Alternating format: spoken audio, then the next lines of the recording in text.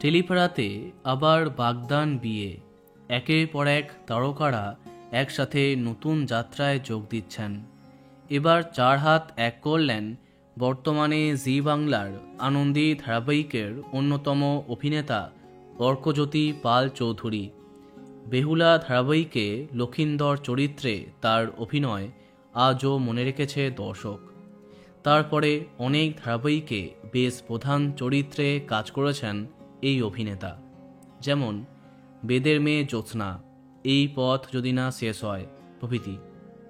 গতকালকেই শাসক দলের সক্রিয় সদস্য এবং অভিনেত্রী দেবশ্রী পালের সাথে বাগদান পর্ব সারলেন অর্কজ্যোতি।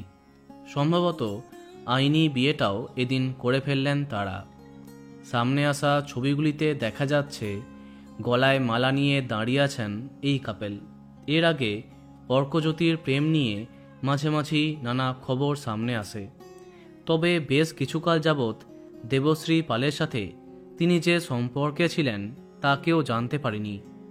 এদিন অর্কজ্যোতি এবং দেবশ্রীর বিশেষ দিনে উপস্থিত হয়েছিলেন শ্রীমা ভট্টাচার্য, ঋত্বিক মুখার্জি, প্রত্যুষা পাল প্রমুখরা।